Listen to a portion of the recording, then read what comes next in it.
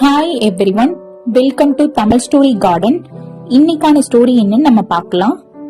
ஒரு கிராமம், அந்த கிராமத்துல ஒரு அம்மா, அவங்களோட 10 வயது மகன் 2 பேரும் வாழ்ந்துட்டு இருக்காங்க. இந்த பையன் சின்ன குழந்தையா இருக்கும் போதே அவனோட அப்பா ஒரு விபத்துல இறந்துடுறாரு. இப்போ இந்த அம்மா தான் அந்த பையனை ரொம்ப கஷ்டப்பட்டு வளர்க்கறாங்க. சின்ன சின்ன வேலைகளுக்கு எல்லாம் போறாங்க. அந்த வேலையில கிடைக்கிற வருமானத்தை கொண்டு இவனை ஒரு நல்ல ஸ்கூல்ல சேர்த்து படிக்க வைக்கிறாங்க. இப்படி இருக்கும்போது அந்த பையன் எனக்கு புது டாய்ஸ் வேணும், புது ட்ரெஸ் வேணும் அப்படின்னு அடிக்கடி கேட்டு அடம் பிடிக்கிறான். அதுக்கு அவங்க அம்மா, என்கிட்ட அவ்வளவு காசு இல்லப்பா, நமக்கு கிடைக்கிற வருமானம் நம்ம சாப்பிடுறதுக்கும் உனக்கு ஸ்கூல் ஃபீஸ் கட்டி புக்ஸ் வாங்குறதுக்குமே சரியாகிடுது, இன்னும் சொல்ல போனா அதுக்குமே பத்தியும் பத்தாம இருக்கு. அப்படி இருக்கும்போது நம்ம எப்படி புது புது டாய்ஸ் எல்லாம் அடிக்கடி வாங்க முடியும்? என்னைக்காவது ஒரு நாள் நமக்கு ஒரு நல்ல ஆத்மா உதவி செய்யும், அது வரையும் நம்ம காத்திருப்போம். எனக்கு ஒரு நல்ல வேலை கிடைச்சிடுச்சுன்னா அப்போ உனக்கு நீ கேக்குறதெல்லாம் நான் வாங்கி கொடுப்பேன், அது வரையும் கொஞ்சம் பொறுமையாயிரு அப்படின்னு சொல்லி சமாதானப்படுத்துறாங்க. அடிக்கடி இந்த பையன் தான் கூட ஸ்கூல்ல படிக்கிற அந்த பசங்களை பார்த்து புது திங்ஸ் வேணும்னு கேட்டு அடம் பிடிக்கிறதும், இவங்க நமக்கு ஒரு நல்ல ஆத்மா என்னைக்காவது உதவி செய்யும், அது வரையும் பொறுத்துரு அப்படின்னு சொல்லி சமாதானப்படுத்துறதும் வழக்கமா இருக்கு. அவனும் ஒவ்வொரு முறையும் சமாதானப்படுத்தும் போதும் சமாதானம் ஆகிடுறான். இப்படியே கொஞ்ச நாள் போகுது. ஒரு நாள் அந்த அம்மா வேலைக்கு போயிட்டு திரும்பி வரும்போது நல்ல மழை. அந்த மழையில நனைஞ்சுக்கிட்டே வீட்டுக்கு வராங்க. மறுநாள் அவங்களால எழுந்திருக்கவே முடியல, ஏன்னா அவங்களுக்கு உடம்பு முடியாம போயிடுது.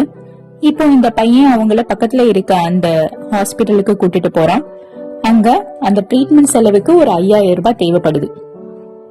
இப்போ அந்த 5000 ரூபாய் இருந்தாதான் இவங்களை காப்பாத்த முடியும் அப்படிங்கிற ஒரு சூழ்நிலை உருவாகிடுது. அவங்க வீட்டுல படுத்த படுக்கையா இருக்காங்க. எழுந்திருக்க முடியல, சாப்பிட முடியல, ஏன் கண்ணை கூட திறந்து பார்க்க முடியல அந்த அம்மாவுக்கு. இப்போ இந்த பையனுக்கு என்ன பண்றதுன்னு தெரியல, அழுகையா வருது. யார்கிட்ட போய் இவ்வளவு காசு கேக்குறதுன்னு தெரியல. திடீர்னு ஒரு ஞாபகம், அவங்க அம்மா அடிக்கடி சொல்லுவாங்க இல்லையா, நல்ல ஆத்மா நமக்கு எப்பயாவது உதவும் அப்படின்னுட்டு. உடனே இவன் ஒரு லெட்டர் எழுதுறான். அதுல 2 அட்ரஸ்ல நல்ல ஆத்மா அப்படின்னு போட்டு எழுதுறான். லெட்டர்ல, நாங்க ரொம்ப கஷ்டப்படுறோம், எங்க அம்மாக்கு உடம்பு முடியாம இருக்காங்க, எனக்கு ஒரு 5000 ரூபாய் தேவைப்படுது, நீ கொஞ்சம் உதவி செய்யி அப்படிலாம் எழுதுறான். எழுதி கையெழுத்து இவன் கையெழுத்த போட்டு அதை கொண்டு போஸ்ட் பாக்ஸ்ல போஸ்ட் பண்ணிடுறான். மறுநாள் காலைல போஸ்ட்மேன் லெட்டர்லாம் எடுத்து பாக்குறாரு. பாக்கும்போது ஒரு லெட்டர்ல மட்டும் நல்ல ஆத்மான்னு போட்டு இருக்கு. இது என்னடா நல்ல ஆத்மான்னு போட்டிருக்கு அப்படின்னுட்டு அந்த லெட்டரை பிரிச்சு படிக்கிறாரு. உள்ள அந்த ஒரு சின்ன பையன் தான் எழுதியிருக்கான் அப்படிங்கறது அந்த கையெழுத்த பார்த்த உடனே அவருக்கு தெரியுது. அந்த கதையை முழுசா படிச்ச உடனே அது யாரு அப்படிங்கறதும் அந்த போஸ்ட்மேனுக்கு தெரிஞ்சிடுது. இப்ப இந்த பையனுக்கு ஹெல்ப் பண்ணணுங்கிறதுக்காக அவர் அந்த லெட்டரை பக்கத்து டவுன்ல இருக்க ரோட்டரி கிளப்புக்கு அனுப்பி வைக்கிறாரு. அந்த ரோட்டரி கிளப் மெம்பர்ஸ் இந்த லெட்டரை படிச்சுட்டு அவங்களால முடிஞ்ச சின்ன சின்ன தொகையை போட்டு ஒரு 4000 ரூபாயை ரெடி பண்ணி அத போஸ்ட்மேன் மூலமாவே அந்த பையனுக்கு கொடுத்து ஹெல்ப் பண்ண சொல்றாங்க. இப்போ இந்த பையனுக்கு 4000 ரூபாய் பணம் கிடைச்சிருச்சு. அவங்க அம்மாவுக்கு மெடிசன்ஸ் எல்லாம் வாங்கி அவங்கள காப்பாத்திடுறான். இப்போ ஒரு நன்றி லெட்டர் எழுதுறான் நல்ல ஆத்மாவுக்கு. ஏன்னா அந்த பையன் நினைச்சிட்டு இருக்கான் அந்த காசை கொடுத்தது நல்ல ஆத்மா தான், ஹெல்ப் பண்ணது நல்ல ஆத்மா தான். ஏன்னா அவன் நல்ல ஆத்மாக்கு தானே லெட்டர் எழுதுனான். அதனால தேங்க்ஸ் லெட்டர் எழுதுறான் நல்ல ஆத்மாக்கு. நல்ல ஆத்மா, நீ பண்ண ஹெல்ப்புக்கு ரொம்ப நன்றி. எங்க அம்மா சரியாகிட்டாங்க, அவங்களுக்கு உடம்பு குணமாயிடுச்சு.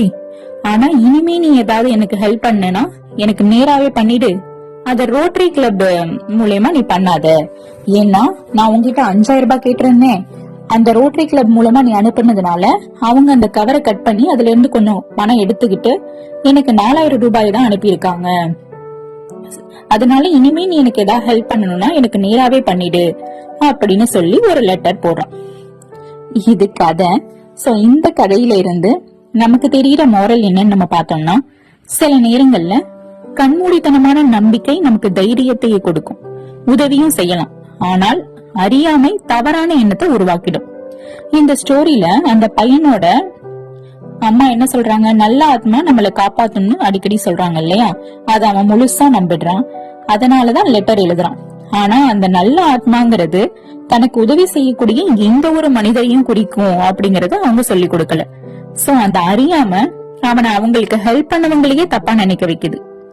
இதுல இருந்து நம்பிக்கைங்கிறது அவசியம், ஆனா அந்த நம்பிக்கையோட சரியான புரிதலும் தேவை அப்படிங்கிறது தான் இந்த ஸ்டோரியோட மோரல்.